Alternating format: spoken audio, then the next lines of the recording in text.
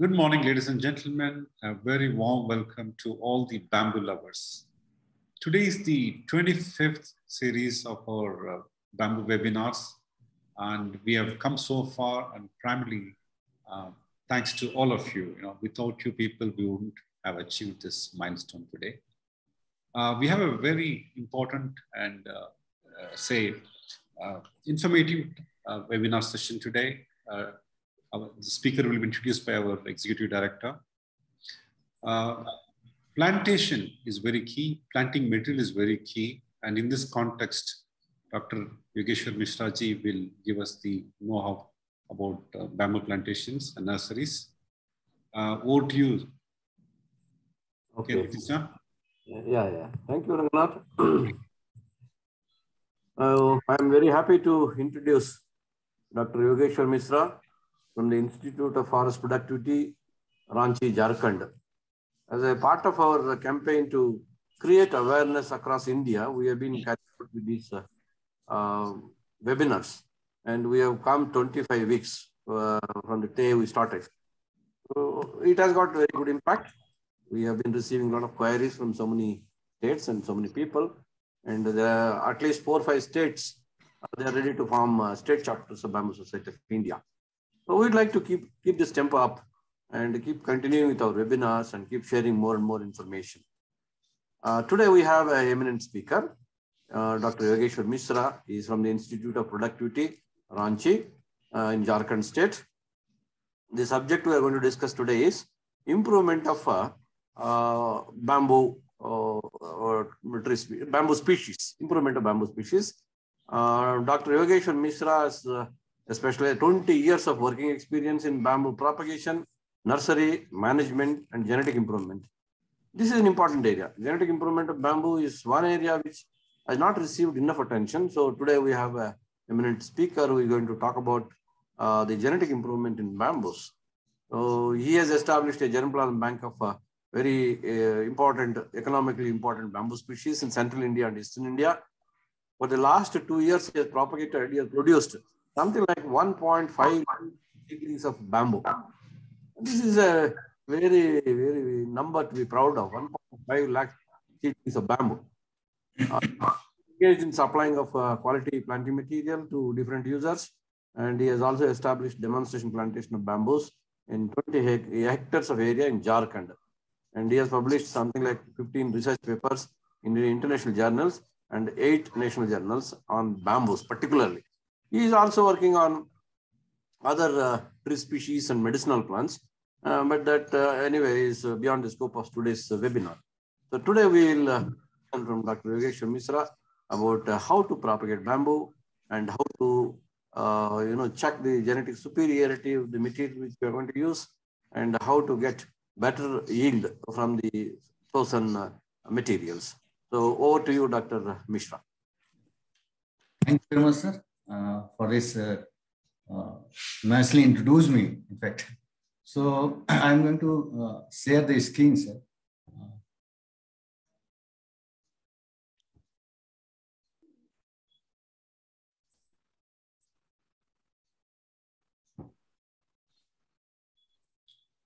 Is it visible to all, sir? Yes, sir. In fact, I am very much thankful to the organizer of BSI, that is Bamboo Society of India, for inviting me as a guest speaker in the 2 days series of this workshop. So really the BSI is doing excellent job. I think they conduct this sort of this workshop every fortnight or weekly. So this is a really very great job to keep together all this bamboo workers who are working in the field of this bamboo for many, many years. So in fact, a few days back, when Dr. Ranganathan telephoned me about this conducting this workshop, series workshop, and he asked me about any topic for this lecture or for this workshop. Then nothing came in my mind. So I thought this is bamboo is such area where a lot of work has been done, and the many areas, many this aspect have been already been covered by the different workers of this in different sector of the different corner of this country. So I found myself at the this smaller, tiny workers in the field is introduced by the chairman, sir, for the last 25 or 26 years. So this is the title of the my presentation, that is bamboo nursery management and bamboo flowering perspective and measures. So first of all, to all the participants and the forestry fraternity, in particular this bamboo sector who are working in this area for the long back, and the valued partners and the stakeholders who joined this workshop, I wish all this participants to be in the good safety and good health condition because of this challenging this COVID pandemic situation. So this will be our tagline for everybody. Together we can fight with COVID-19. So this is a global pandemic situation arrived by this COVID-19, as you all know. And the sustainable lifestyle, that is one of the most effective tool or mechanism to fight with the COVID-19. Because as we long this adopt this sustainability life, this COVID can be beat by from the globe. So sustainability, first thing comes in my mind when I talk about the sustainability, that is bamboo. So bamboo is one of the sources which can be utilized on a sustained basis. So it is a live material of live substance present on the globe, which can be utilized, which has a renewable source. So that can be utilized for year and year. So this is all about this. So I pay my homage to all this departed soul during this COVID pandemic situation. So now coming to this introduction about the institute, because this is as told by someone, Dr. Mr. Prashant Datta, he told me about that this is the first presentation from the Jharkhand or any Eastern Indian state. So I thought it is better to introduce about the ICFRA, Indian Council of Forestry Research and Education, which are committed and devoted to work under this bamboo sector for last 25 or 26 years. So this is about the ICFRA, Indian Council of Forestry Research and Education. So this is all about this ICFRA systems. We have the center at the ICFRA Dehradun, and all this institute, they are working under this ICFRA system like AFRA, HFRA, RFRA, TFRA, likewise this FRA Dehradun, and IHB Coimbatore, IB Hyderabad, and IWST Bangalore. So all the regional institutes, they are working in their jurisdictional state. Say for example, in FRA Dehradun, they are dealing with mainly the northern state. Likewise, western state, we have the AFRA to deal with to cater the research need of Western India, likewise the HFRA and TFRA and so on. So IIP Ranchi is responsible for this carry out the research activity in Eastern India, that is West Bengal, Jharkhand and Bihar. So welcome to the institute, sir. I welcome you on behalf of myself and whole this member of the institute. So earlier this institute was established at the Directorate of Lake Development in the 1966. Then it was bought under this FRA Dehradun in 1985. Then it was transferred to MOEF Government of India in that year 1987. Then in 1988, after merger of this four centrally government-sponsored scheme, that is FSBS, Forest Survey and Vegetation Survey of Eucalyptus, and ERS Midnapur and ERS Sukna and Crop, Sketch Crop Center Ranchi, that earlier it was in Bihar. So after merger of this four centrally government scheme in 1993, the institute came as full existence in the working at the IIP Institute of Forest Productivity and the ICFRA system. So we are responsible for this research activity in the three states, that is Bihar, Jharkhand and West Bengal. The total 6 agroclimatic zones fall in these three states. There are the 6 major forest type, and the total forest area is 47,81,891 square kilometer. As per the report of ISFR, this ISFR is nothing but the report published by the Forest Survey of India after each alternate year. This after every 2 years it publishes the report, government report published by the FSI Dehradun. So now come to the main topic, that is bamboo resource. So what the bamboo resource tells about this country and world scenario, if you see, the total annual production of bamboo is about 323 lakhs million ton per hectare. India ranks second in the world in the cultivation. So far as species is concerned, we have about the 136. If I am wrong, please correct me. Because there is always a debate about the species availability so far as India is concerned. So total 136 species are available. Out of this, one indigenous and 11 species are exotic. So these are some exports that I have given. So in the main picture, this NBM that has played a significant role in the development of these bamboo sectors. So NBM started working in 2006 and 7 with 100% central resistance. So for the till date, near about 2.37 million hectare has been planted in forest area and non-forest area by this National Bamboo Mission.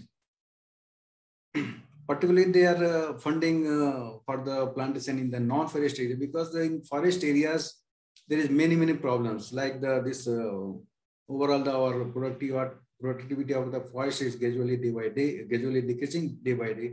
So in view of this, the NBM decided to work on to take this plantation activity in the non-forest area, so that the overall plantation area under the forest cover or under the bamboo resource can be enhanced to the plantation in non-forest area, that is TOF, that is known as the tree outside forest areas. So this is the biggest aim or objective of this National Bamboo Mission.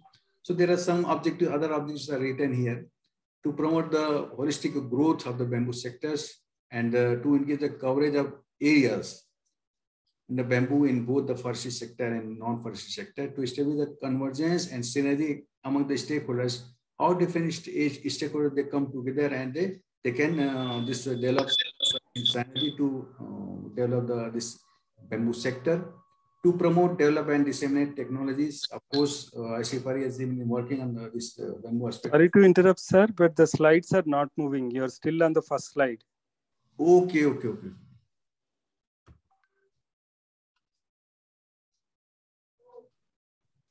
Move into slideshow mode, sir.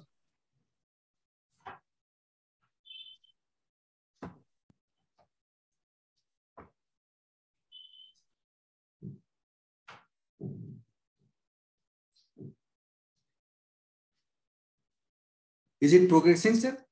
No. You can move to slideshow mode. Slideshow, sir. Sir, if you can move to slideshow. Is it visible now? Yes, slide is visible, sir. But if you can go into full screen, that will be good, sir. I've already done in full screen.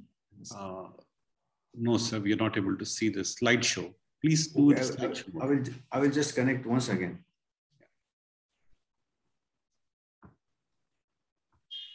Sir, we can see the slides. I can see your cursor. But it is not progressing. No. If you go to home, on the menu top, you see the slideshow. Slideshow. It has appeared now. Slideshow.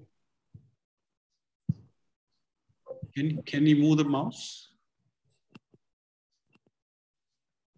I can't see the mouse.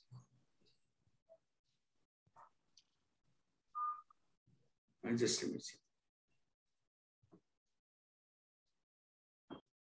The other way of doing it is that you can go back to your Windows and put it on the slideshow and then come back and share the screen. That also. Huh? Sir, no, don't minimize. Can you see my cursor? Okay, fine. I'll leave it with you.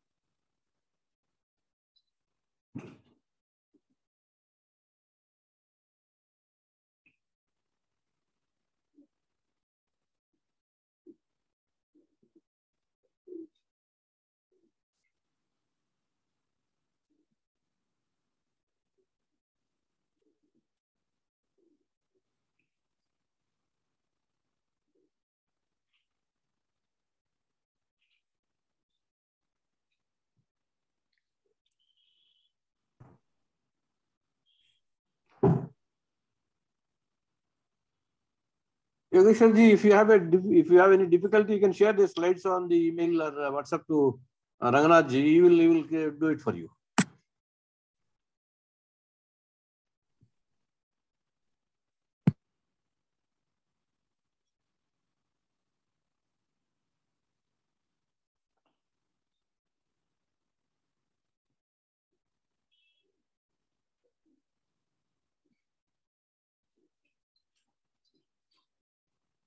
Is it visible now?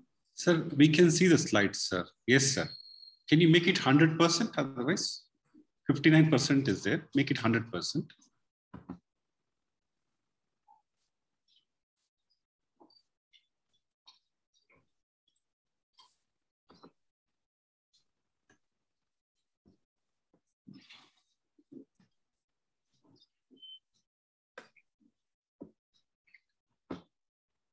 Yes. Click that button, sir.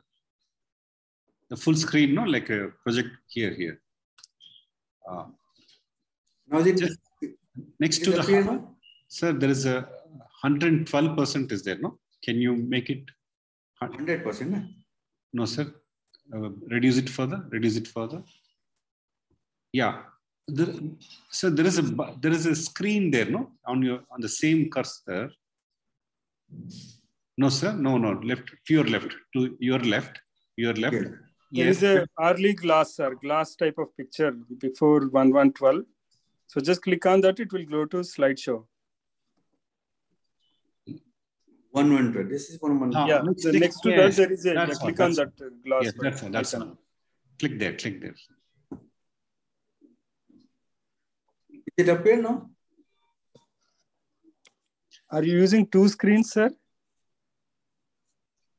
Is it progressing? My slides are progressing or not? Sir, we can see the screen, but it is not in a slideshow mode. Only in slideshow, you can see the progress. Are you using two monitors, sir? Or one monitor?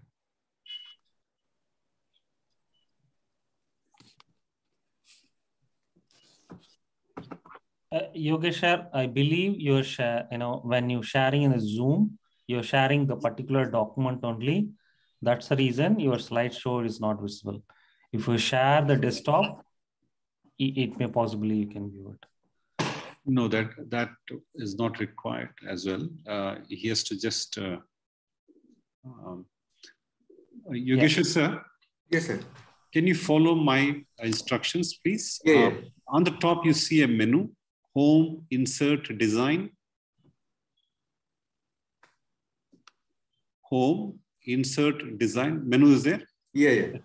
Come to slideshow, sir. Next button, slideshow. No. Yes. Click there, sir. And come to the current slide. Yes, sir. No. Left. To your left. Yes. Current slide.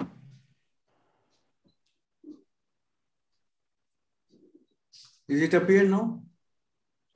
No, not. What to do? Or can you start from beginning otherwise? Okay. Ranganath sir, he is sharing, he is switching to slideshow, but Zoom is not picking up that one.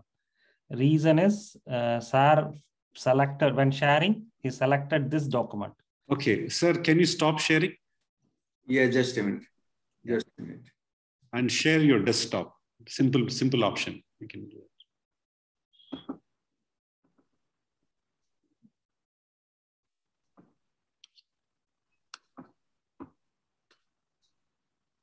One second, sir. Yogeshwar, sir. Yeah. Kindly hold on. Just, I'm asking, yeah. Can you give me remote access? Yeah. 1 second, sir.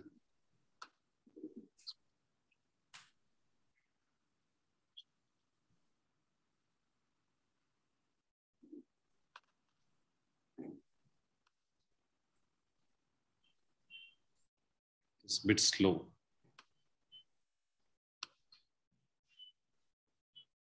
Kindly wait, sir.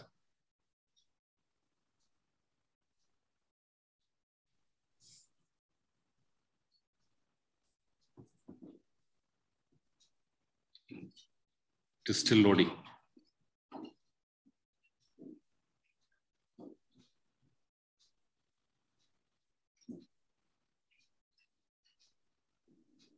Still loading.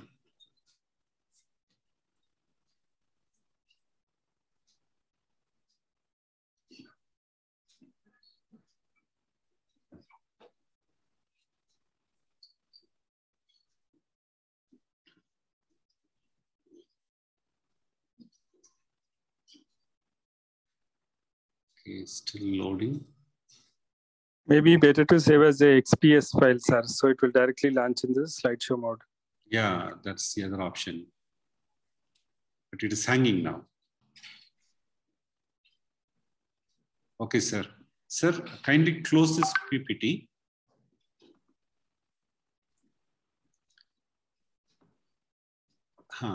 Up. Yes. And share desktop, sir. Share the full desktop. Click on the share and you'll get a what all things you can share. Yes, sir. Good. Now, can you go to this is the slide, sir?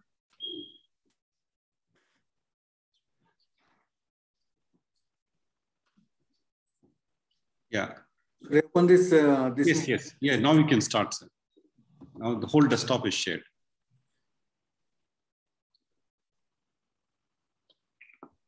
Okay. Now go to slideshow. Yes, sir. It is still 59. No, don't change anything. Yeah, just go to slideshow, sir. It will change automatically.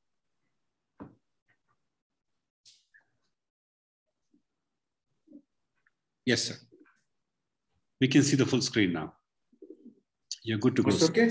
Yes, sir.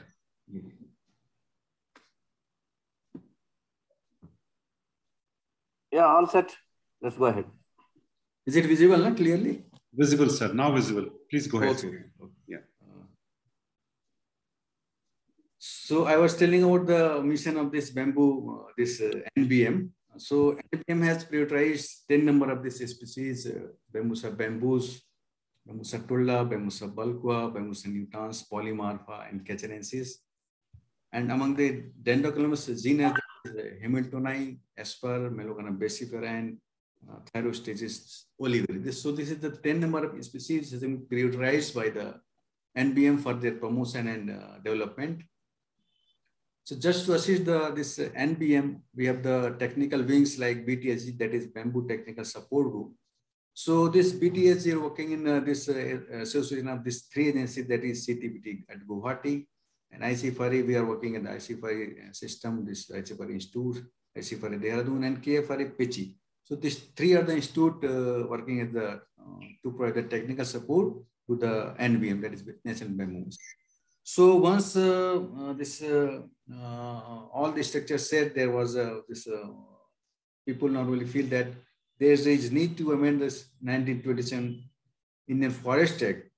So what this Indian Forest Act, this 1927 said that all this bamboo, including all the bamboo species as well as the all the tree species, including bamboos, they will be they were under this strict provision of this TP pass, and this transportation was very, very difficult. So there are certain issues with the Indian Forest Act 1927.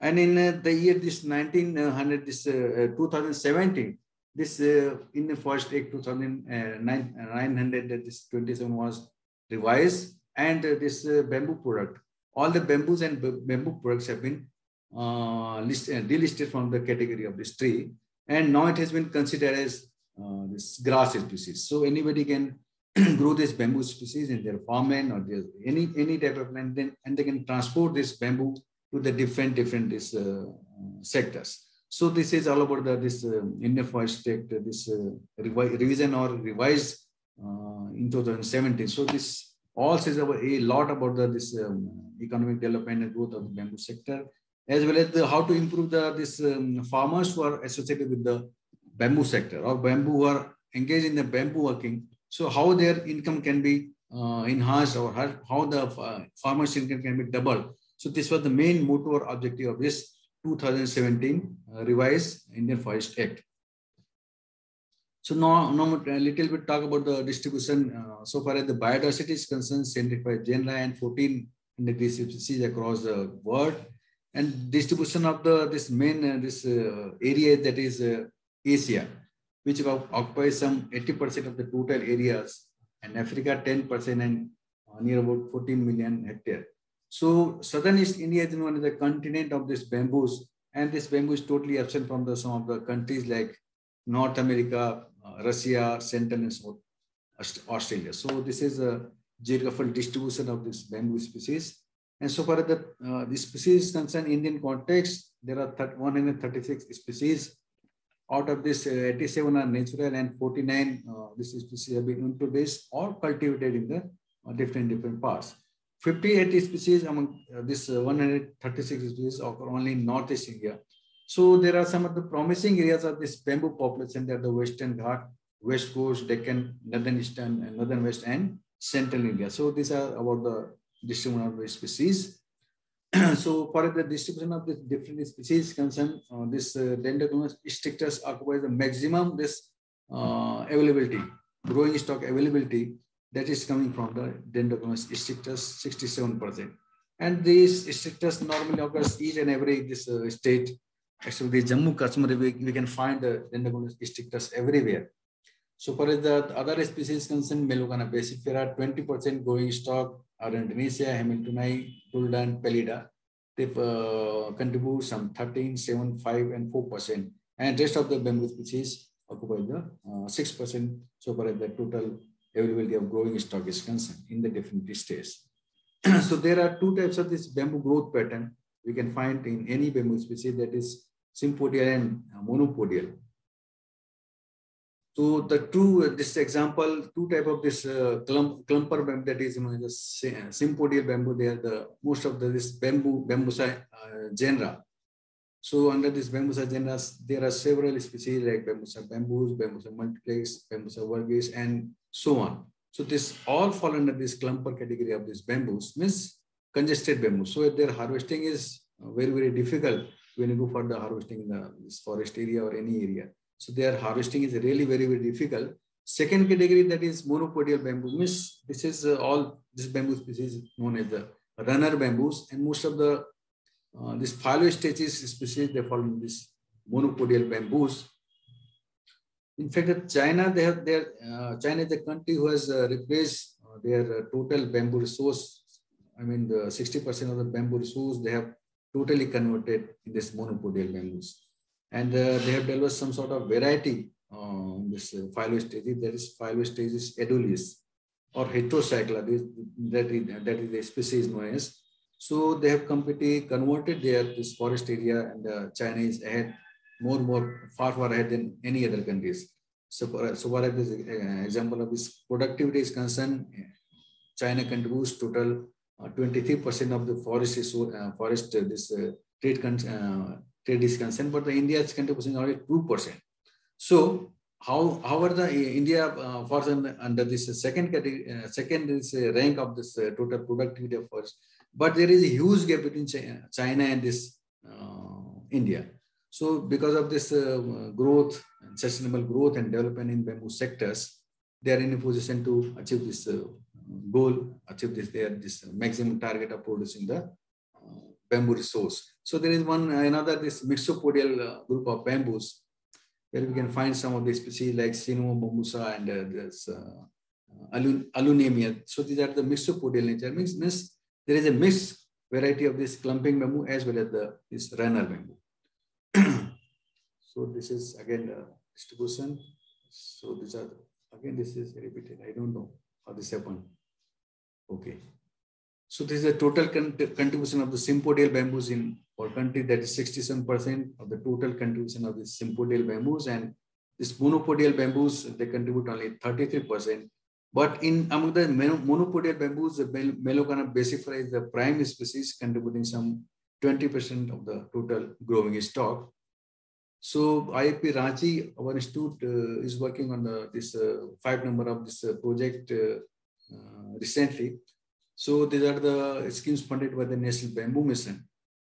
That is the development of big bamboo nursery at this Manda, that is our center in the Ranchi, and the genetic improvement and evaluation of bamboo species, and establishment of bamboo CFCs. So for the instant stick making, and this work is still underway. and we have constructed some of the areas for this developing this stick making machine and installation of other this equipment used for this making of insect sticks. So bamboo plantation in the agroforestry area and urban area. So this is one of the demo plantation schemes funded by the National Bamboo Mission. And of course, we have one tissue culture unit at the IIP Institute of Forest Productivity, and that is being upgraded for the further improvement work to carry out the further improvement work in bamboos. So far as bamboo nursery is concerned, there are mainly 3 types of bamboo nursery categorized by this National Bamboo Mission, that is high-tech bamboo nursery, big bamboo nursery, and small bamboo nursery. And what is the difference between this nurseries? That is a high-tech nursery, which produces this 50,000 number of sapling per year. So the minimum production capacity should be 15,000. With all this sort of combination of this tissue culture unit and deep irrigation facilities, and they should have all sort of this modern equipment and facilities that can be designated as a high-tech nursery. Similarly, for big bamboo nursery, the production capacity should be some 25,000 number of sapling per year, and small bamboo nursery with 16,000 number of sapling per year. So this is the basic concept of this demarcation of identifying the different bamboo nurseries by the National Bamboo Mission. So these are some of the plant lists produced at the institute.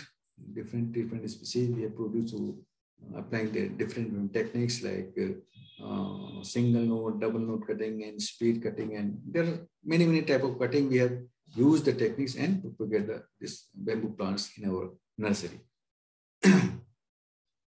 So these are some basic principles for the establishment of nursery. How can we go for the establishment of nursery? That is, the area should be very close to water resource, or even develop or generate the water resource in your nursery too.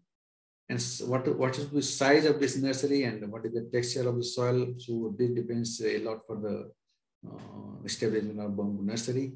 And the annual production, that is also one of the factors which decide the bamboo nursery establishment.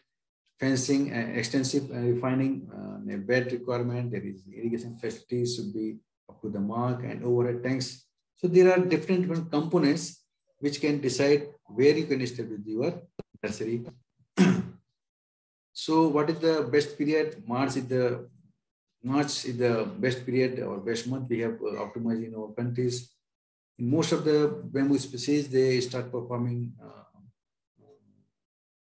amenable for the when you go for the propagation of different bamboo species. So March is the best season for starting the work of this cutting. And we have to improve the soil characters also, loamy soil with the pH around 7.5. And this is the other condition for this establishment of nursery. And there are some simple techniques, this method which we should follow for the when we go for the nursery establishment, like we should have the combination of sand, soil, FYM, different this insecticide and fungicide can be used for the this nursery practices.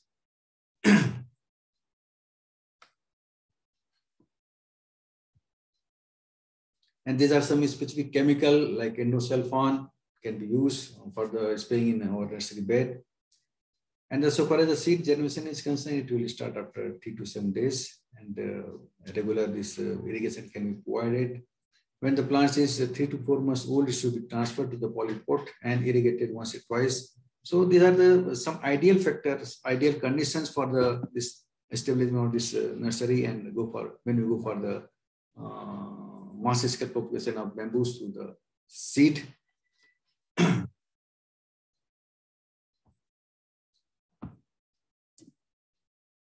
So far as the propagation is concerned, there are 2 methods or 2 ways of propagation. That is conventional. Everybody knows about these methods, conventional method and non-conventional method. Since I am here to present on the nursery topic, so I will be focusing on more on this 2 methods, that is conventional method and non-conventional method.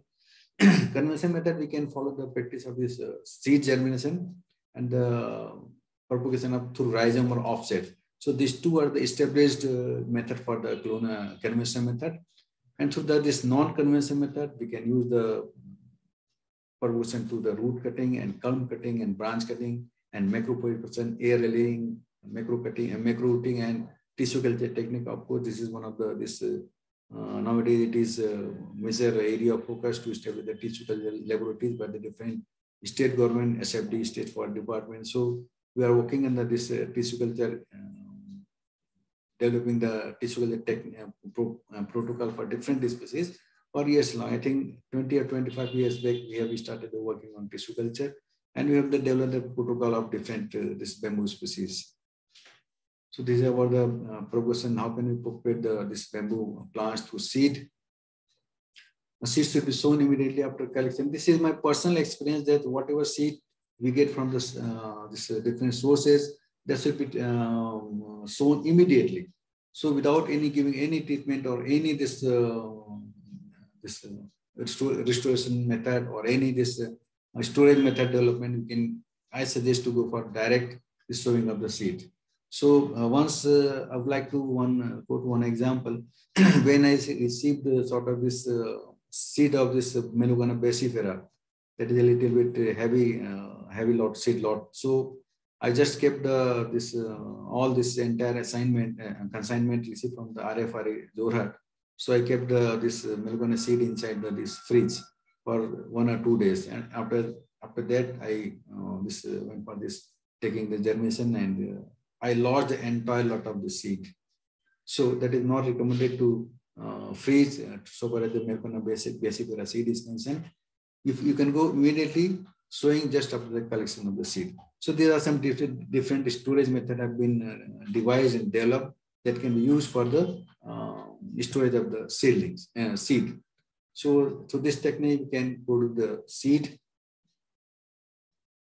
And these are the technique to this offset of planting, offset planting of the rhizome. So how can we collect the rhizome from the different sources or different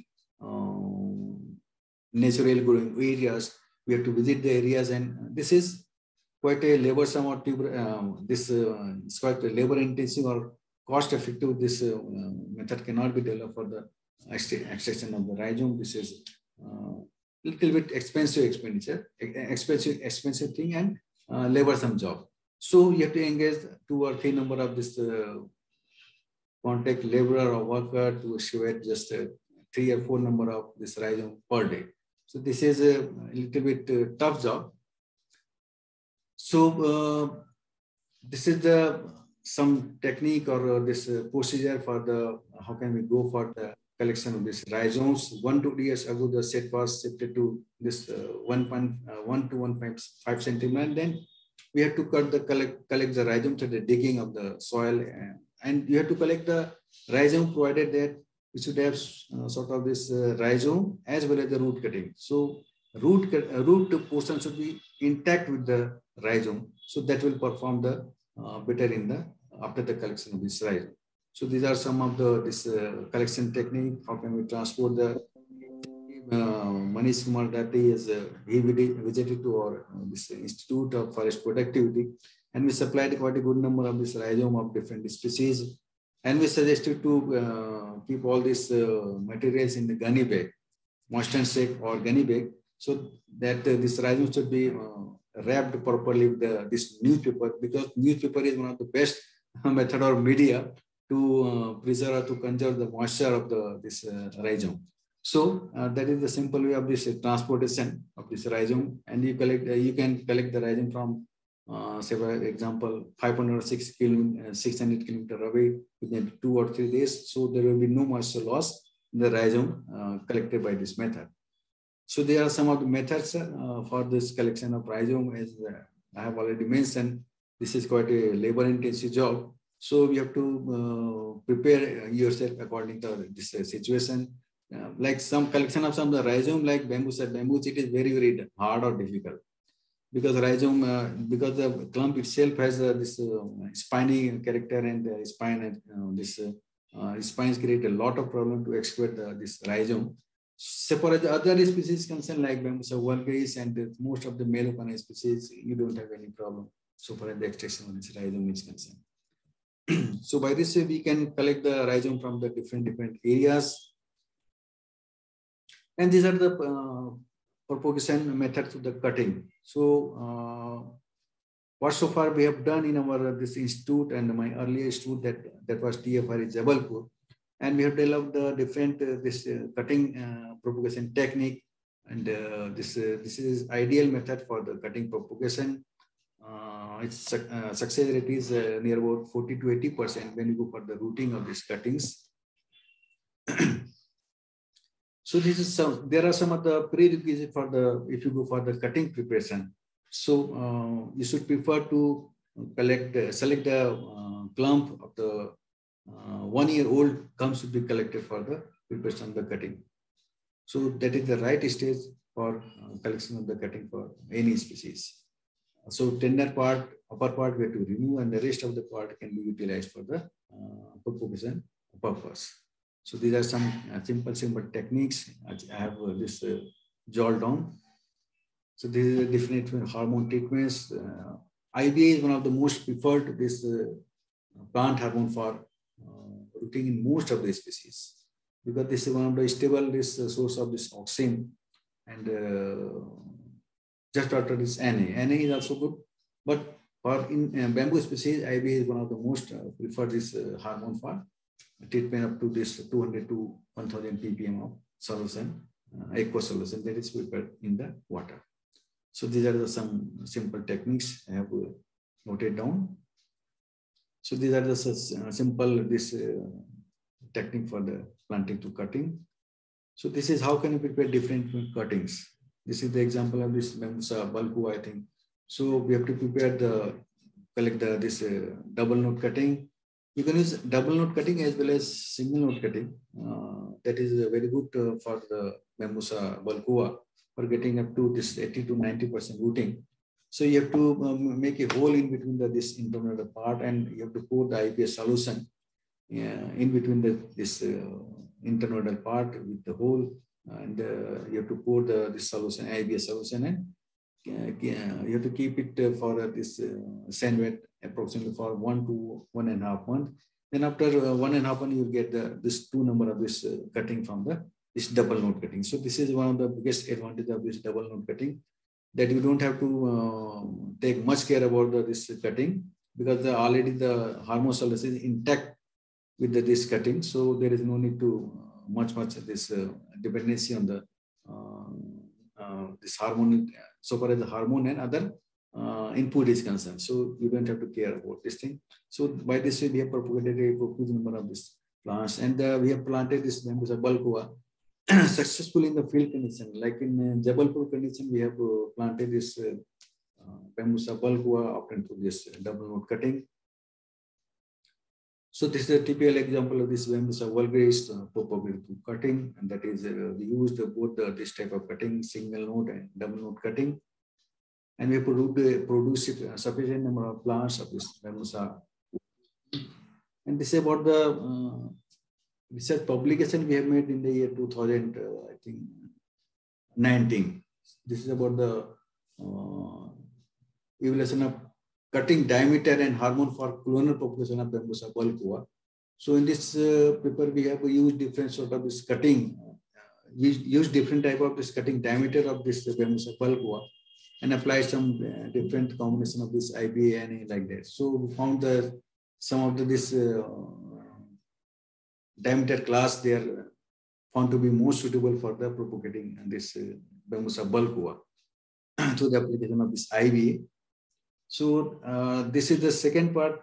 On the one hand, you have used the entire comb, and the second part is that you have led with some of the branch cutting. So branch cutting can also be utilized for propagating the materials. So these are some of the simple techniques I have noted down. The technique is same. IBA, you have to apply from the 200 ppm to 1000 ppm, or you can use the root X mixture of this as a root hormone. So these are the simple techniques I have noted down here. So this is the species. Hello. Bangalore. Okay. So they continue. Hello. Yeah, please go ahead. Please go ahead. That was Yeah. Okay. Thank you. So Bambusa vulgaris, this is one of the species which has been recorded to produce 100% without any hormonal treatment. So that is possible through this branch cutting. Even the branch you can utilize for the propagation of these materials, and that produces up to 100% rooting. So this is the different sort of this diameter of cutting. Even this 1 centimeter diameter of the cutting of Bambusa vulgaris can be utilized for the propagating of this planting material. So this is the different sort of this cutting of this Bambusa tulla, Bambusa vulgaris. And this is the paper published in 2017, that is in Journal of Bamboo and Rattan.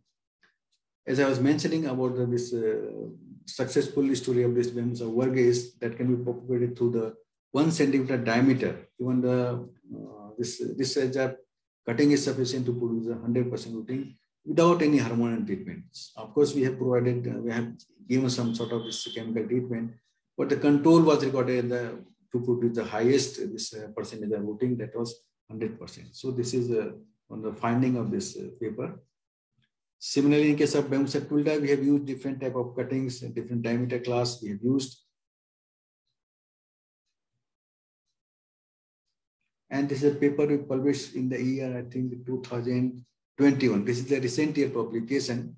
We have tried to establish some sort of relationship between the season and cutting diameter. We have used a different diameter class cutting, and we try to relate with the season. So the February month and the some diameter class that is reported, I think less than 2 centimeter diameter class is reported to produce a maximum rooting in Bambusa tulla and Bambusa nutans. So this paper we published in the Journal of Plant Growth Regulation this year.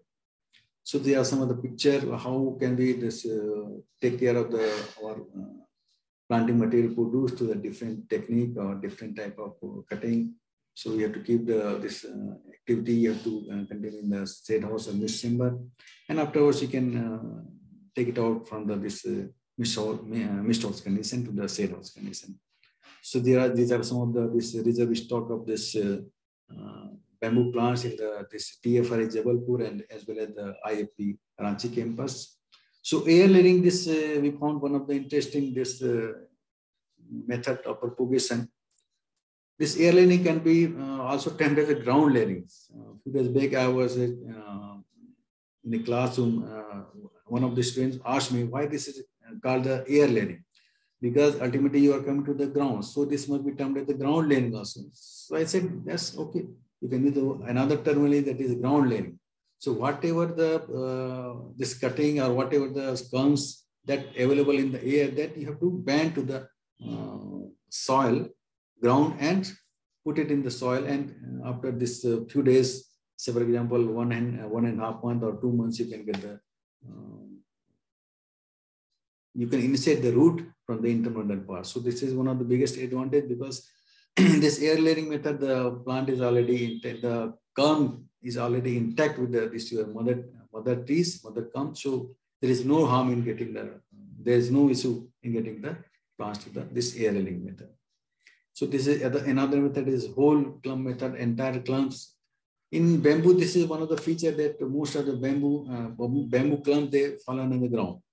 So this is a very natural tendency. So those particular clumps can be utilized for the propagating the plants using the whole clump method. There is nothing in this method specifically.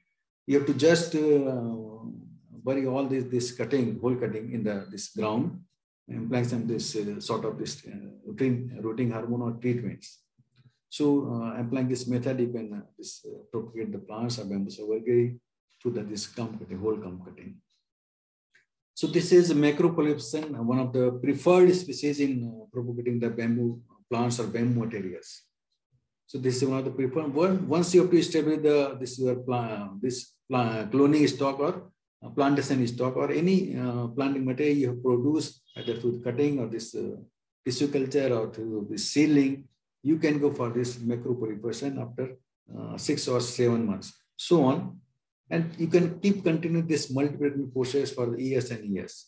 So regarding this acclimatization and macropolypsin of this macropolyp plants of this Bambusa tulla, we have used And after this rotation of this 6 or 7 weeks, we have recorded some 4 to 5 number of this planting materials each and every cycle. Means after the single plant, this bamboo sapula, you can get the plants up to 6 and 7 number, 4 to 5 numbers in 6 to 7 months. So this is one of the advantage of this macro placement technique.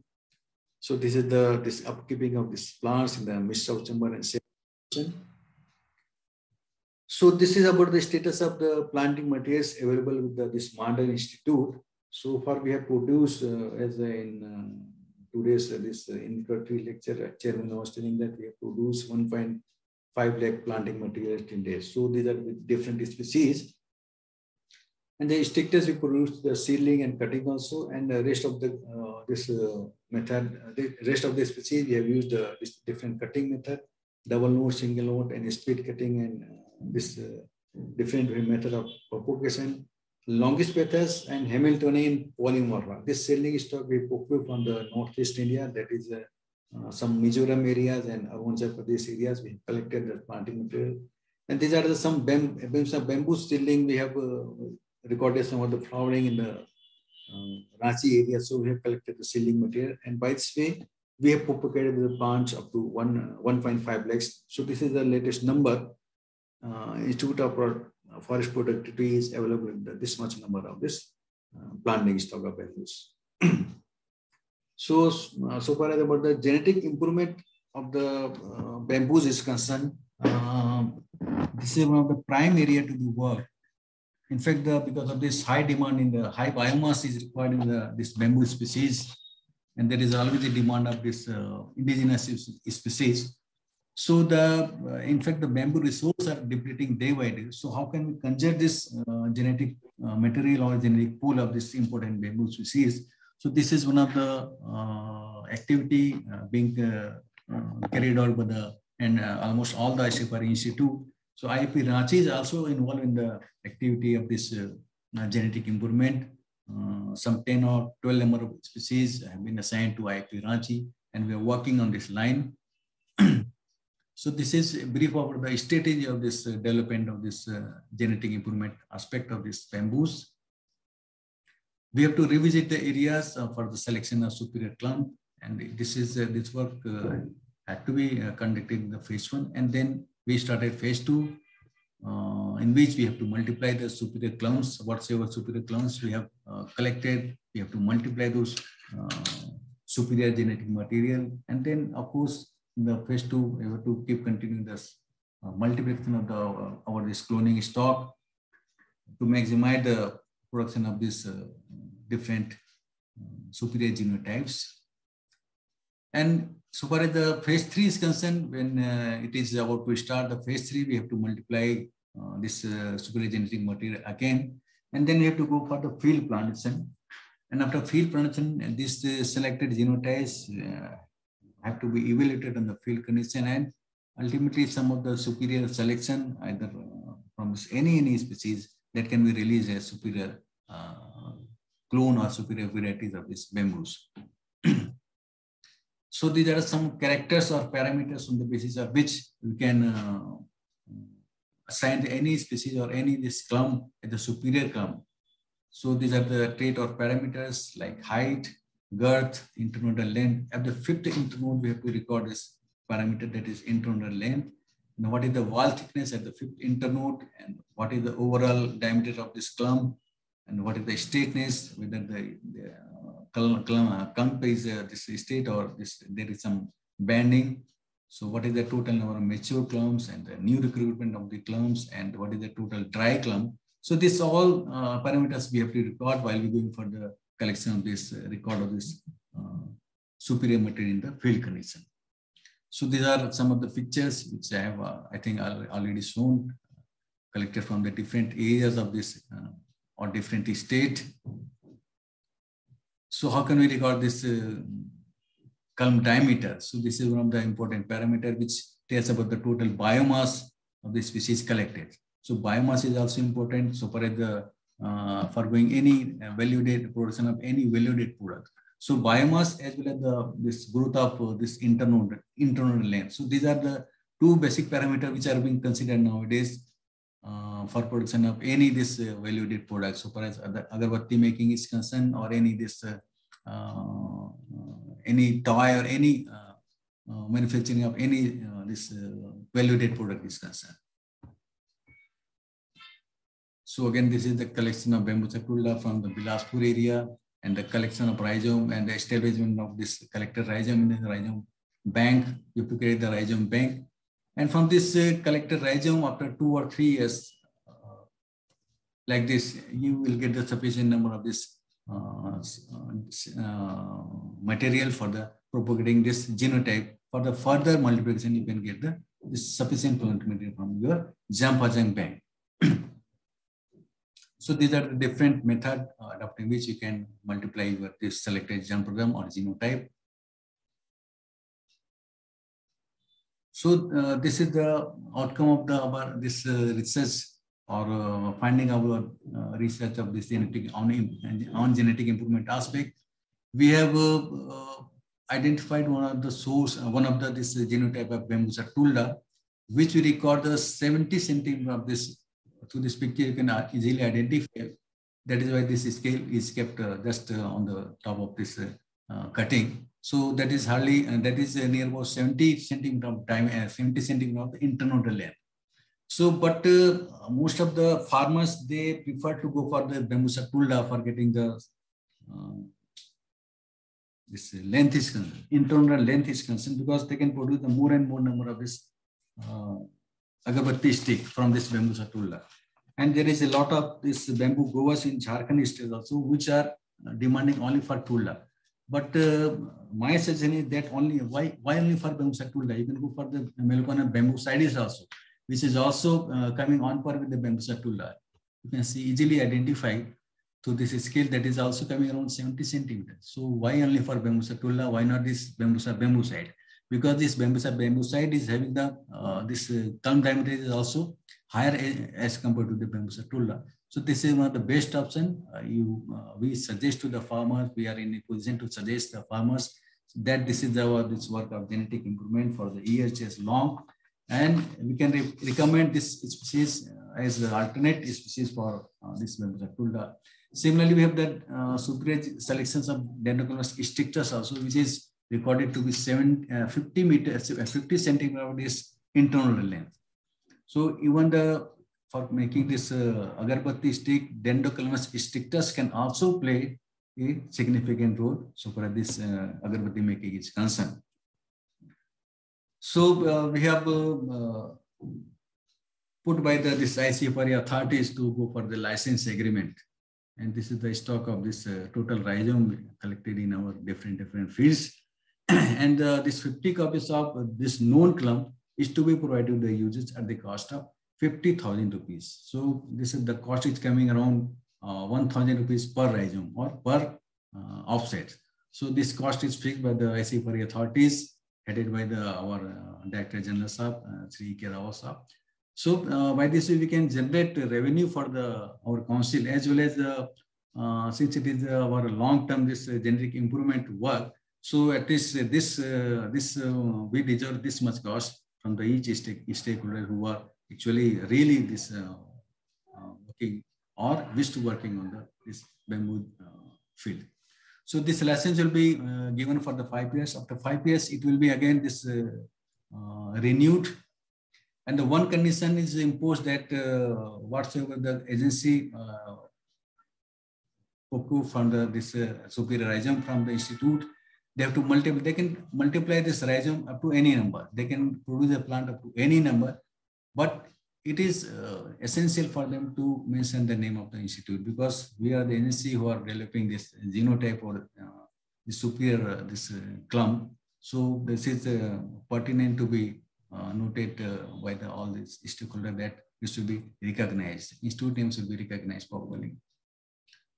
So as well as the tissue culture technique, that is micropropagation, we evolved some of the tissue culture technique for different bamboo species, some 10 to 12 species. We have developed a tissue culture protocol. So these are some growth regulators which are used for the propagation of different materials and the respective multiplication rate of the different species.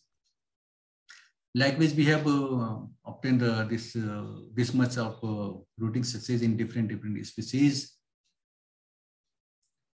So this is, I think this is my first publication which I made in the 2001. That is on the Dendrocalamus strictus, and how can we enhance the rate of shoot multiplication and this rooting rhizogenesis, applying some non-traditional source of this auxins. We use the triacantanol, which is commercially known as the Vipul, and this Rise1 extract, which we have used first time. Both the chemical we used first time optimize this multiplication rate and rooting percentage in case of Dendrocalamus strictus. And this paper you can refer in you can write in the Google this search and you can find this paper. So this is second publication we made in the 2008, that is on the clonal propagation of this Bambusa tulla. In this case also we have used entirely different material, that is coumarin. That is in fact reduced source of nitrogen, which enhances this multiplication rate and as well as this rooting percentage. In fact, for shoot multiplication, we used glutamine, that is a reduced source of nitrogen. So that provides the basic skeleton for all this for all the cytokinin which support the shoot multiplication. And similarly, we have used the coumarin for enhancing the rhizogenesis or rooting percentage. So this is the first of its own kind, this publication we have made in the 2008. Similarly, we have improvised the technique for in vitro propagation, which we published in the year 2008. Our own paper we have our own paper we have improvised or revised by employing some sort of this chemical and this different treatments, and we scored the rate of this high rate of this shoot multiplication as well as the rooting percentage in case of Bambusa tulla.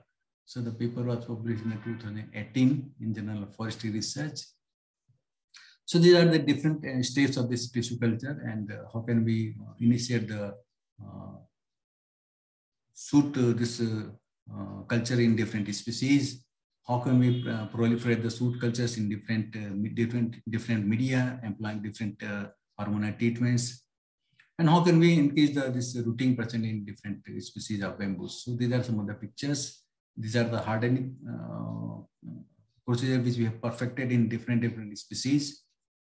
So this is again this microproduction of Esper. In fact, the TFRE Jabalpur is pioneering in the production in developing the protocol of this Dendrocalamus Esper. So this Esper was first introduced by this ICFR Dehradun in the entire country. So these are some of the pictures of Dendrocalamus Esper. So this is the latest status of this IAP Institute of Forest Productivity Laboratory, which produced this much number of this tissue culture plants.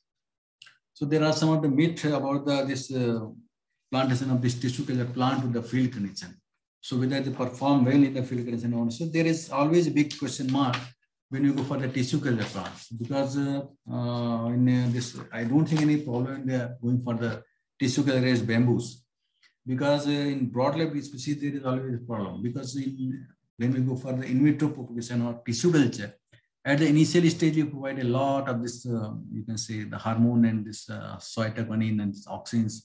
That is why they develop sort of this bushy nature. So if you go for the plantation of this broadleaf species, there is a problem. But in case of bamboo, since it is having the rhizomatous root system, so there is no at all problem going for any tissue culture plants. But I observed one of this thing in the case of this when Chhattisgarh State Department, they procured the planting material from some South Indian state. I will not name here the agency name, but just after plantation of 2 years, the entire clump of this good bamboo species, that name of bamboo species I have also not disclosed in this forum. So, but all that the bamboo species flowered just after 2 years of this plantation. So that is the biggest flaw with these companies or the agencies who are supplying the different planting materials. So they should have the proper information of the flowering this incidence of the collected materials. So they should supply the correct material to the user agency, because they spend a huge amount of money. So there is a no option. Otherwise, you will not be survived in this modern world, this competition. So, so these are some of the pictures showing the success of this teachable raised plants in the TFRE campus just after a few months. And of course, agroforestry is going to play a key role so far as the bamboo sector is concerned. And in our Institute of Forest Productivity, Ranchi, we have developed sort of this agroforestry models, as well as the TFRE Jabalpur. They have also developed some of the agroforestry models employing this bamboo as tree crop.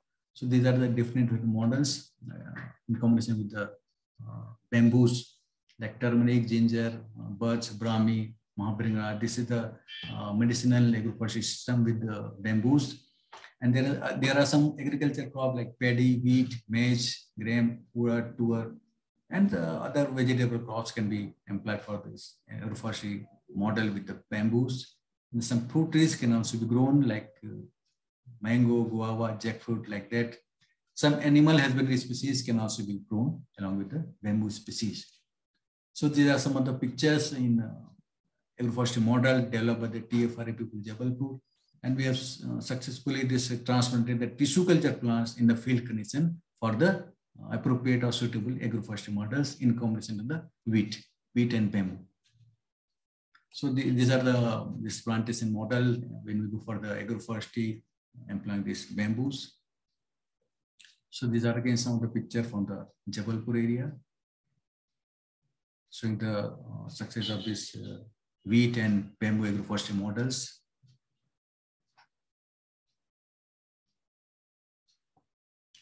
And this is another assignment allotted by the National Bamboo Mission to take the plantation, demo plantation in different areas. In fact, the Jharkhand area, the people are very much interested to go for this bamboo plantation. So last year we have given a target of raising this 10 hectare area of land for this plantation and this ecosystem and urban ecosystem. So we have successfully completed this target to grow the plantation in 10 hectare area. And these are some of the pictures in different areas. So this is about the 6-month plant in Mandar. That is our field station at Mandar. Again, this is a 6-month, 12-month and 18 months plantation in the field condition. Then this is this photograph just taken, I think, on this month. Yeah, December 21 picture. This is showing the 2.5 years, means 2.5 years plantation, status of plantation in the field condition of Mandar Recharge Station. So all the plants, they are performing excellent. And we have done one more thing. We didn't go for any this particular species like the Tulla and the Jabalpur. We used the combination of approximate 10 species of plantations, 10 species of bamboo species used for the and all these are this clonal stock. We did not raise any plantation to this seed stock. We did not use seed stock. This all are clonal plantation. So whatsoever the performance of the different cloning materials of bamboos, we will be in a position to recommend after 2 or 3 or 5 years back, after 2 or 5 years, what is the performance of different clonal bamboo stock in the field condition. So these are some pictures. And this is another area in Latihar that is hardly, I think, 90 or 100 kilometers away from this IIP Ranchi. This is another area where in the farmers field we have taken the plantation. And this is the status of 6-month plants in the Latihar area. And this is the plantation of 1 year in Latihar. Again, this year we have given the target of raising the bamboo plantation, demo plantation in some 10 hectare areas based on the performance of previous performance of growing the 10 hectare areas. Again, this year we have got this target by the National Bamboo Mission. So we have successfully achieved this target, and almost 78%, 70 to 80% plantation success we have achieved. So this time we have done one more thing. We have tried to integrate some of the farmers who are really engaged with the production of this some value-added products. So we have chosen only those farmers who are really engaged in some sort of this development of this value-added product. So we have taken all this 10 hectare plants in the this farmers only. So these are some current year plants in the year 2021 September. And we are on the way to supply the quality planting materials of bamboos to the different stakeholders. And this year we have supplied some, for the last 2 years, we have supplied 25,000 number of planting stock of different species of clonal materials. And the major agencies, Jharkhand State Department, State Forest Department in Chhattisgarh, we also supplied the planting material to the Chhattisgarh Forest Department. Other than this, there are many farmers which are approaching to the Institute of Forest Productivity for procuring the planting material for raising the plantation in their field. So this is some of the pictures of this supply of this quality planting material to the users. Now, there are some of the topics in this presentation. This is one of the important topics, that is bamboo flowering. And this Jharkhand area is known for the flowering of this bamboos, different species. They every year since after my joining in 2018 to the institute, I've been noticing that each and every species of bamboo available in this Jharkhand area, they are flowering.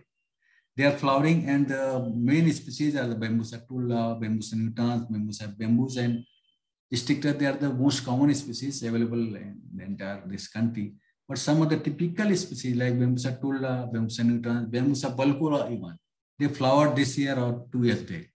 But so far as the seed is concerned, we could not procure the seed because of many reasons. And these are some example of this gregarious flowering, and these are the second this sporadic flowering. I am not going in detail what is the sporadic and gregarious flowering. So these are some of the pictures showing this flowering status in Jharkhand areas.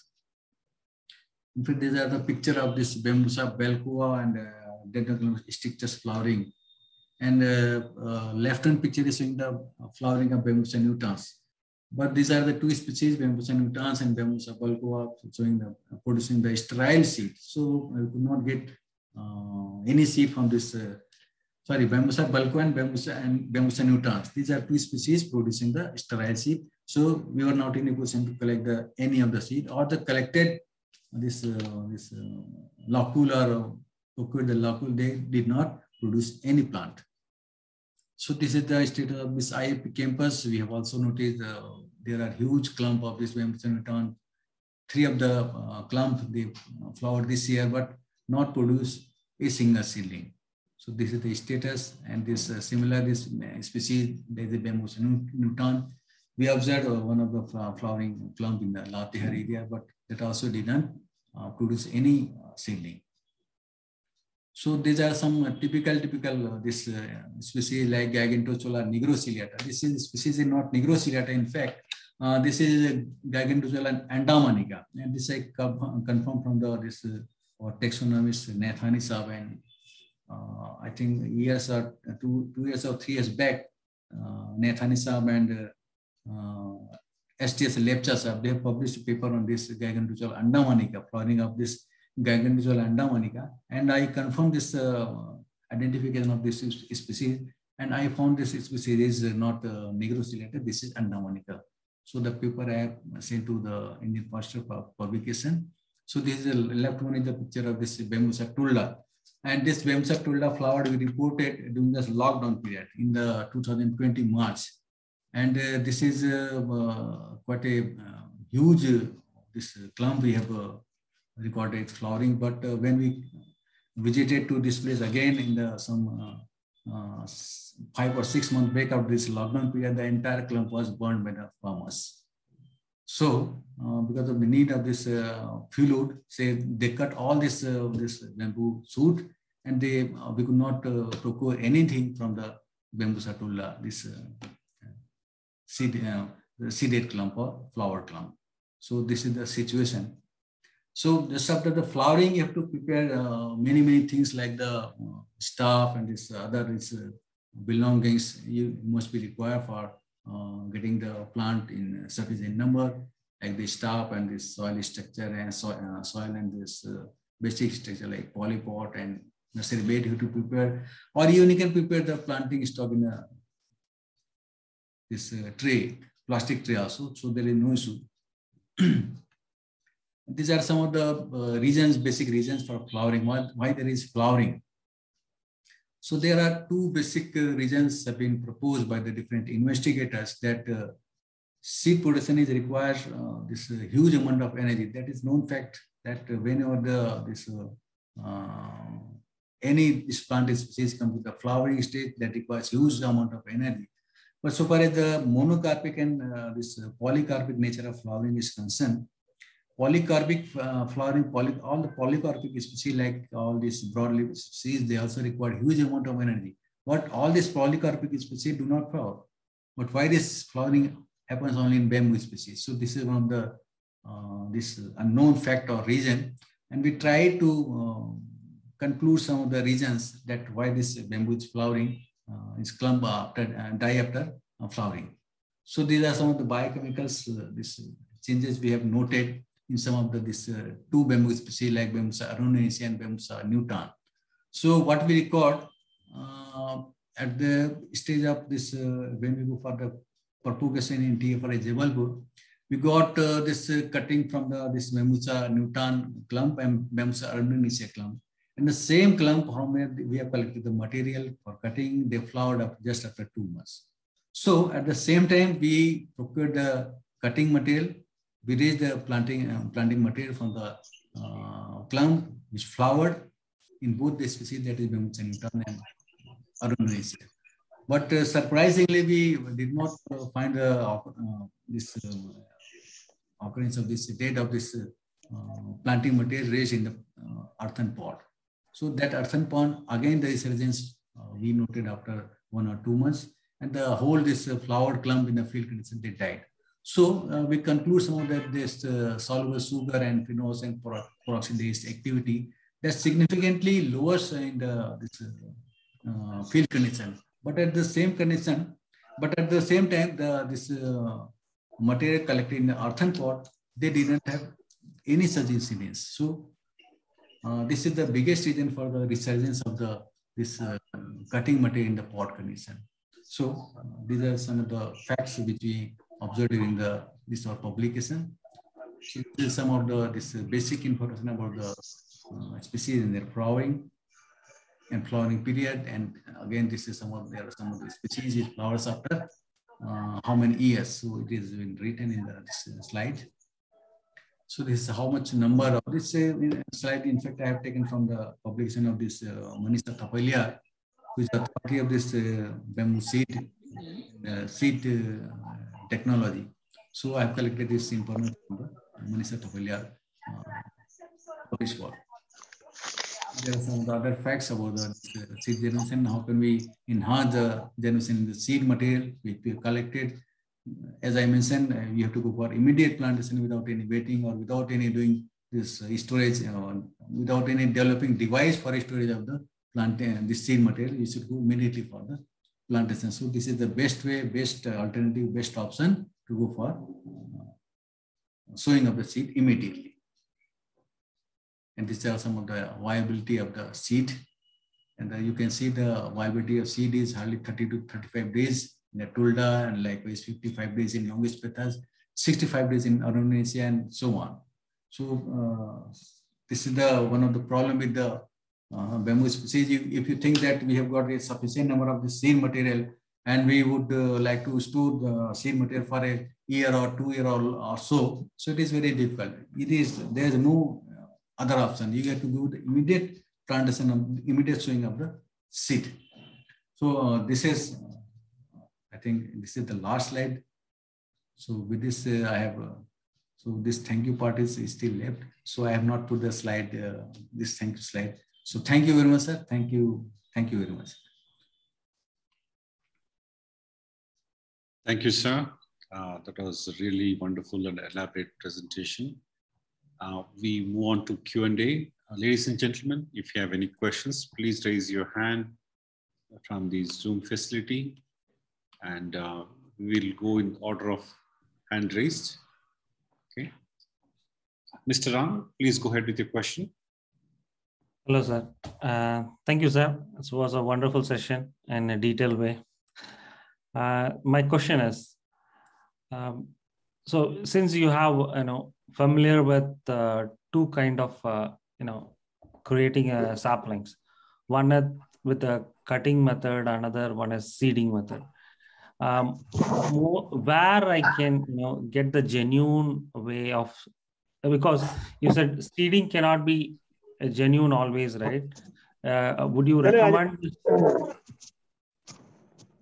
recommend the seeding way for the plantation, or sapling way, sir? In fact, I did not get your question properly. Okay. My direct question is, where can I get the seedings? Because in my understanding, seeding is the best way of growing the tree. That's what have learned it. So where I can get the genuine seeds, because it's hard to get the genuine seeds. Yeah, in fact, there are many agencies working on the this bamboo sector. Like ICFR Institute, they are working in each and every corner of this country. So, but you can approach to the different ICFR Institute, regional institute, so they can help and support to provide the quality planting material of the identified or known source. So far as the planting of this seed and this cutting is concerned, seed material, if you raise the plantation from the seed material, then one thing you must be very sure that suppose you are taking any bamboo plants, and you must be ensured that for at least for 60 or 70 years, whatsoever the flowering period of that particular bamboo tree, that will not flower. So whatever the seed material you collect, so from the seed material, 0 year starts. So there is no need to worry about when you are using the seed material. But so far as the cutting material is concerned, in fact, cutting, although you can get the true to type or genetic identified material from the cutting, but there is one more problem with the cutting, that the physiological age that always aids with this cutting. Suppose if you collected the cutting from the known source of Bambusa tulda, and the age of the clump is, say for example, 45 or 50 years, then after just this propagating of this material from this cutting, this clump, that will definitely flower after 10 or 15 years. So this is the biggest disadvantage with the cutting propagation. So for the seedling, there is no problem. You can get the material, but at the same time, using the seedling material, you are not getting the genetically true to type plant, or genetically dicto plant, you are not getting a seed material. So this is the advantage. Thank you, sir. This is advantage and disadvantage with both this technique. Gotcha. Thank you, sir. We have to do a lot of study before we really choose the method to go. Yeah. Thank you, Ram. And we move on to our next question. Mr. Raghu, please go ahead. Hi, sir. Good afternoon. My name is Raghu. I'm calling from Hyderabad, sir. I have two questions. I'm not sure if it's directly related to what is presented, but it is on the bamboo itself. I'm interested to plant the bamboos on the fencing, sir, border in my 8-acre land. So the questions are, where can I get the bamboos in Hyderabad? I spent almost a few days trying to source the bamboos locally, but I couldn't find. I visited a couple of agriculture universities, the local forest university in Mulugu, but everyone tells we don't have any bamboo. And I contacted Bangalore. There is a private institute who sell the Bhima bamboo tissue culture, but they say you have to buy minimum 1,000 saplings, etc. I'm looking for close to 100 and 200 only, sir. Where can I get locally? That material, obtaining that material is not a big problem, I think. So you can get the planting material, or you can order to our institute. So we can provide the planting material to you. So that is not a big deal. That is not a big issue, I think. So we can supply, or we can transport the planting material very safely. Recently, Prashant Dante, he visited to our institute, and we provided some of the materials, rhizome and this cut seedling. So in this, we can send to this cargo, there is no issue. And so far as the fencing is concerned, you can go for the Bambusa bamboos. That is one of the most suitable species for growing in this burns of this agriculture field. So this is one of the preferred species, Bambusa bamboos, for fencing purpose. So we can supply, so there is no issue. And then you can contact to us, IFB Ranchi, or you can contact to our IFB Hyderabad Institute. That is okay, sir. the ICFR system. So you can contact to IFB Hyderabad people also. So I will send. I will share some of the this address with this group or BSI group or this green bamboo group. So you can get the. Thank you, sir. Mr. Raghu, we'll revert back to you and let you know how you can get material to you, sir. Thank you very much, sir. The second question is, someone said actually bamboo requires quite a lot of water, and also fertilizers or green manure, whatever we use for other plants, it takes quite a lot of those resources. Is that true?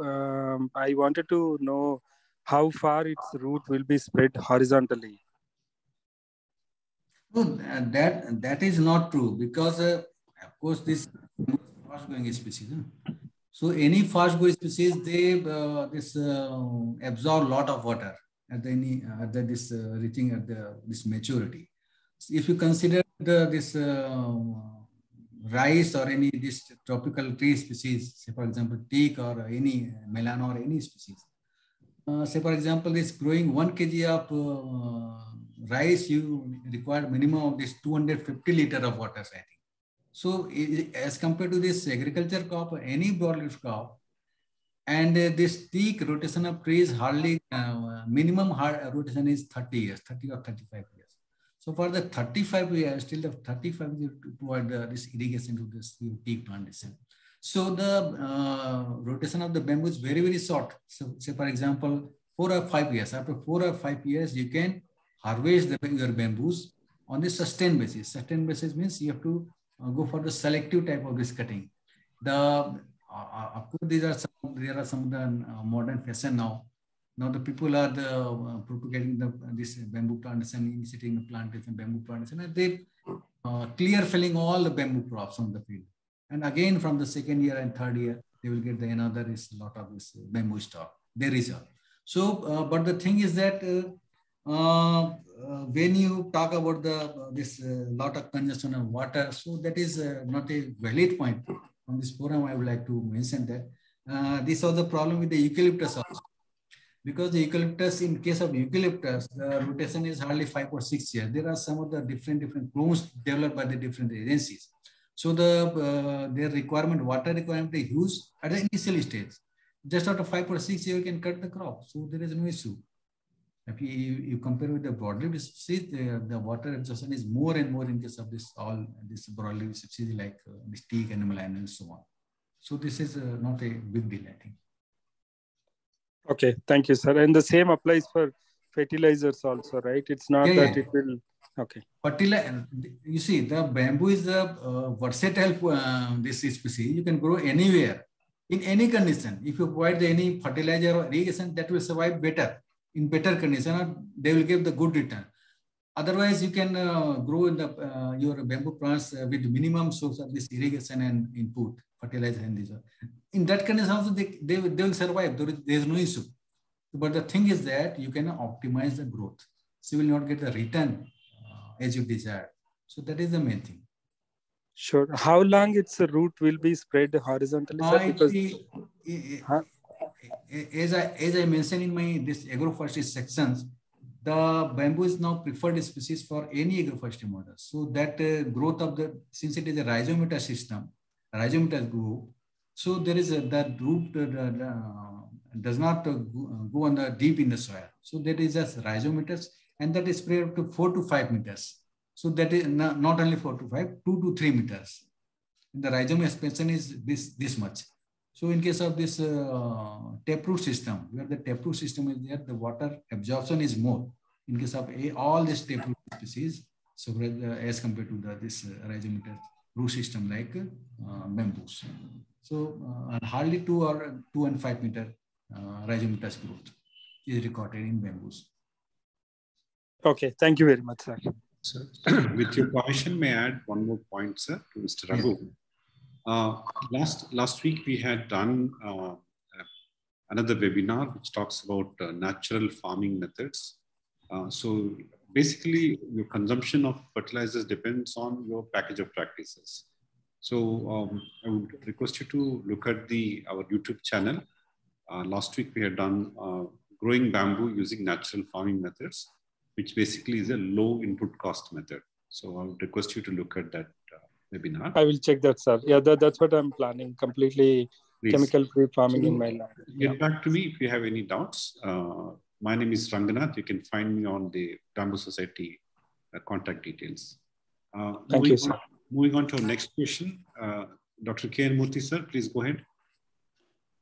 Actually, I have 2-3 questions. Yes. One after the other. Between the seed origin seedlings and the vegetatively propagated seedlings, which is better, which is faster, and which gives you the yield early, and which can sustain also the yield? Between these two, which is better? Yeah, in fact, this planting material procured from the cutting, they perform really well so far as compared to your seedling is concerned. Because, but previously I mentioned that there is always disadvantage and advantage with both the systems. Clonal material or cutting propagation method, the performance of these materials are excellent in the field condition. And just after 2 or 3 years, you can get the sufficient number of these culms available for cutting after 3 or 4 years. But in case of seedling material, if you are using, then the growth is not that much. So in the any seed material, you can get this return or output just after 7 years. So this is a major difference.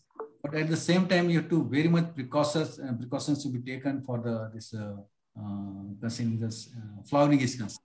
So whatsoever material you are cutting, that is important to know the origin of the planting materials in case of cutting. So seed material, there is no problem, but the cutting, you should always know the source of the planting material, from where the planting material has been procured, and what is the age of that material from where you have collected the materials. So these are something you should keep in mind when you go for the bamboo propagation or bamboo propagation. Okay, continuing further on that, vegetable propagation, you said we can use the rhizome cutting, we can also use the culm cutting, we can also use the branch cutting. Yeah. Right? Yeah. So which of them is good? Because the rhizome cutting, then you can only produce limited number of seedlings. Yeah. Want to produce 50,000 seedlings, rhizome cutting is not very appropriate. No. Rhizome material is in fact only be used for the establishment of any germplasm bank. So if you want clonal stock, then you can go for the rhizome propagation. Earlier, this propagation technique is used for the establishment of a germplasm bank. So that serves the bank. Bank. So from the real stock of germplasm bank, you can use the material for the clonal propagation. So this is the difference between the clump, this rhizome cutting, and the rest of the cutting. Rest of the cutting you can use from this collected material, collected rhizome. You can collect the material up to any number. So there is no issue. Okay. Again, going further on the same issue. Now, if you raise, is there any difference in the quality of seedlings and their productivity if you raise vegetatively propagated seedlings from either the direct culm or some side shoots? From the side shoots, whatever I understand, that if you produce clonal seedlings from the side shoots, the clump formation is not that great. Can you clarify? Yeah. In fact, there is always a movement of this shoot or movement. There are 2 or 3 types of movement, plesiotropic or geotropic movement. So when you go for collection of the material for the branch cutting, side branches cutting, you should always go for the not collect the material from the geotropic movement. Means the cutting should not be collected from the that portion which are towards the ground portion. So you always use the apical shoot from the apical portion. So that is there is some established fact that the movement of the certain hormones or chemicals or phenols inside this plant, the move is toward this opposite direction. Means if you talk about the auxin production, auxin is produced normally from the shoot portion and goes to the root portion. That is responsible for the rooting. And cytokinase, the site of synthesis of cytokinase is the root portion, but that acts inversely. Means that tend to this increase your shoot multiplication rate. So that is the basic difference between the collection. When you go for the collection of this planting for cutting, you should always consider for the plesiotropic movement, means towards which are the apical side portion, the cutting should be collected from these portions only, not geotropic movement. Okay, that leaves me the option of only taking the cuttings only from the either the culm directly, or from the young branches which are still in some planting portion in some angle to the main shoot. Once it is aged, then you cannot take. No, culm cutting plantation, you should be ensured that whatever culm you are collecting, that should be mature enough. That's sturdy enough. Otherwise, there will be that will rot entire material. Okay. If they are in the succulent nature, and if you collected the material at the very early stage or tender stage, so that will be in this inside the sand or inside the your material used for the potting media. So we ensure that the cutting materials collected should be sturdy and in a good position or in mature. Okay. What age? What age? 2 years, 3? Age you can take 1.5 years. 1.5 years. 1.5 years. 1.5 years. For the culm cutting. For the, this branches cutting. Branch cutting. Okay. Branch cutting. But the culm cutting? Culm cutting is also for 1 year growth, 1 year to 1.5 year growth. Okay. To be collected from this culm cutting. Okay. Okay. The last question. So in bamboos, there is always this, we have to follow the strict guideline set by the INBAR. So always the bamboo should be followed with this guideline. So when we go for the cutting of this rhizome, this culm from the particular clump, only this mature should be harvested at the early stage, and the mature you will find only the middle portion. So you should not avoid this mature clump when you go for cutting. So from the center to periphery, there is a set growth pattern for this different bamboo species, and the growth is from center to periphery. When you go for cutting, you should prefer only the center portion. Although it is labor-intensive job, but you should not neglect this fact that the growth of the bamboo clump is from center to periphery.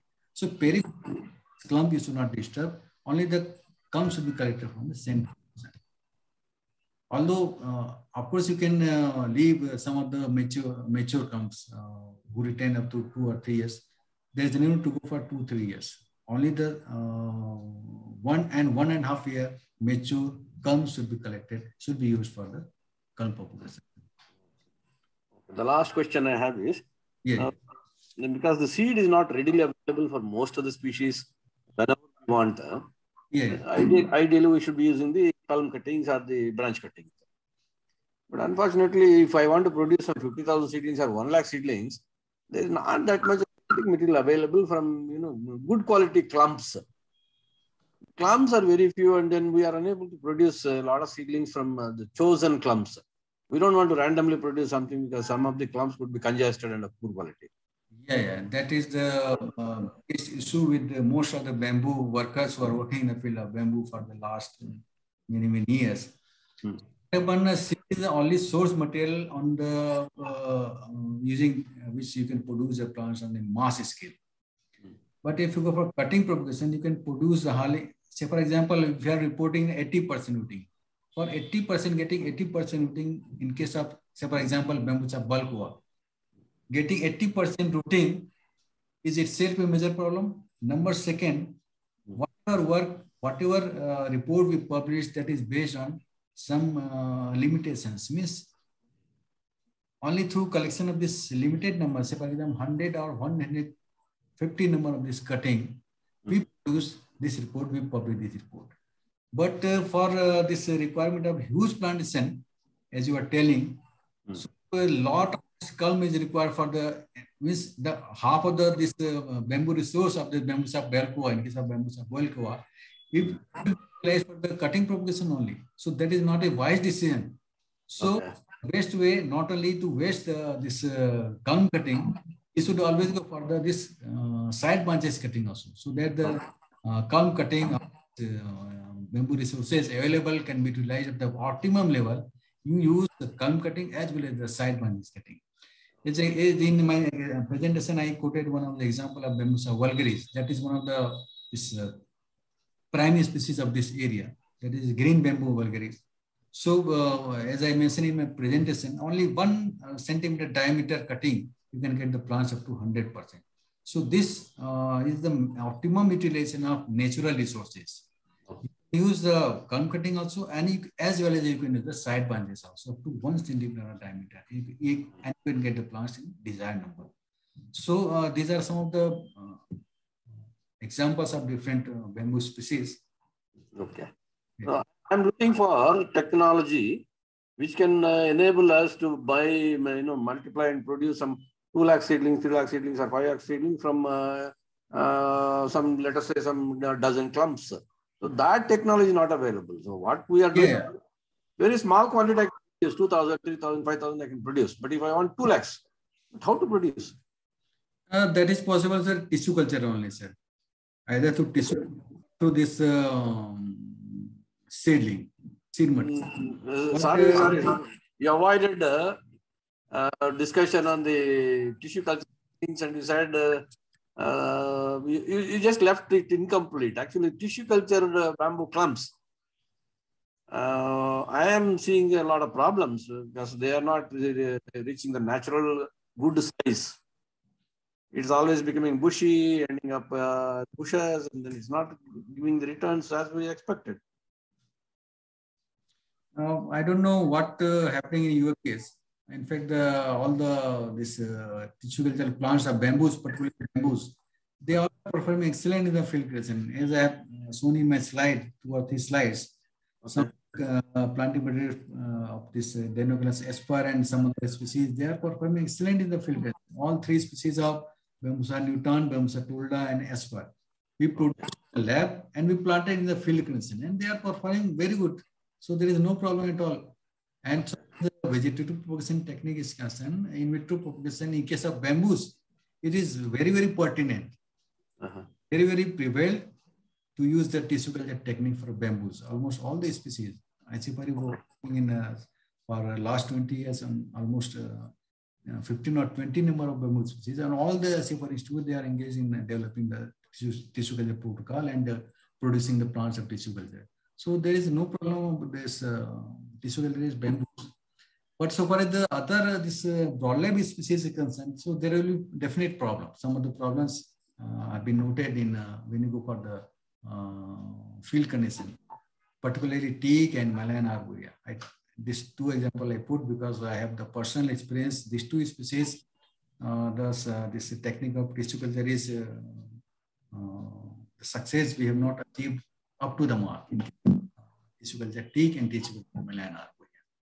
So, but in case of bamboos, I don't think any problem because this is a true method of this 2 type or genetically 2 type or this clonal planting material, clonal method. So this is not a big problem, I think, in case of tissue culture. Okay. Thank you very much.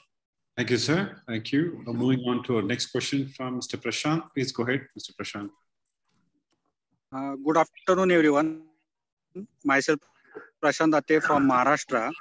I want to share my experience of last month. I had visited Institute of Forestry Productivity from 23rd November to 26th November. I had purchased some quality planting material of different bamboo species from Institute of Forestry Productivity, and they had a very good collection and a very good quality planting material prepared by IFP Institute under the guidance of Dr. Yogeshwar Mishra, sir. In future, if anybody want to purchase quality planting material, then Dr. Yogeshwar Mishra, sir, is the right person. From the now, this is the good platform that from the behalf of BSI that IFP Institute is introduced, and very good, scientist Dr. Yogeshwar Mishra, sir, is we got it from this platform. Thank to Rangnath sir and Dr. Yogeshwar Mishra sir for conducting this BSI webinar series, and those Institute of Forestry Productivity had a very good collection of one bamboo setam of they had planted 28 bamboo species. Dr. Yogeshwar sir is forgotten to explain about bamboo setam, but they had very good collection. So if those who want to visit this place, it is a very good place. And Dr. Yogeshwar Mishra sir is a very helpful person. They had helped me a lot for everything. Thanks to them from the platform of BSI, and thank for Rangnath sir again. Thank you. My pleasure, Prashant. You have been an Bamboo ambassador across India, traveling to different places and discovering different experiences. Keep your journey going, Prashant, and we love your updates on the groups. Now, henceforth, I would request you to also post your updates on the BSI Telegram group. Okay, as you know that we have a Telegram group as well. This is connecting Pan-India. Yes, sir. Yes, thank you. Okay, thank you. Okay, thank you. Okay, ladies and gentlemen, any further questions from you? None. Okay. Just one last question. What is the price of seedling? Because we are getting seedlings. If we require, let's say, some 50,000 seedlings, will we be in a position to supply? And what is the price? Price will be 10 to 15 rupees for seedling stock, seed stock. Of two species, that is Strictus and Bambusa bambus Katang Mas. Okay. Hardly 10 to 15 rupees per plant. But so far as this method or other way of propagation and this material from the clonal permanent stock, it has a 50 to 60 rupees per plant. Okay. Okay. So can we get some 50,000 seedlings in case we are getting some demand from various? Okay. No, sir. In fact, we have supplied quite a good number of planting material to the FRI Dehradun and some IWST Institute. Okay. Last year only we have supplied the FRI some of this material and cargo because of this lockdown period there was no train and no nothing. So we supplied this planting material to the cargo. So we packed this all planting materials in a very safe way, and they received in a very good condition. All the FRI people and IWST Bangalore. I think. Can I recommend your institute in case somebody wants 20,000, 10,000, 50,000 seedlings like that? Yeah, we can supply. In fact, now the train service is normal, so we can utilize this the best source of this transport and train. We can supply to the train, so there is no issue. Thank you. Yeah. Wonderful, Dr. Mishra. This is really a fantastic session. On behalf of entire BSI team, I'd like to thank you for this insightful session. And ladies and gentlemen, once again, thank you for joining us. Coming weekend, that's Christmas, so we'll probably take a break and we will resume our webinar series from 1st of January onwards. So thank you for your wonderful support. And with this, we come to the end of today's session. Have a wonderful weekend and wonderful holidays going ahead. Thank you, sir. Have a wonderful day. Bye-bye. Okay, sir. I am thankful to all these BSI members for inviting me for this talk. Thank you. Our pleasure, sir. Our pleasure. Thank you, sir. Thank you. Thank you for giving this opportunity. Bye-bye.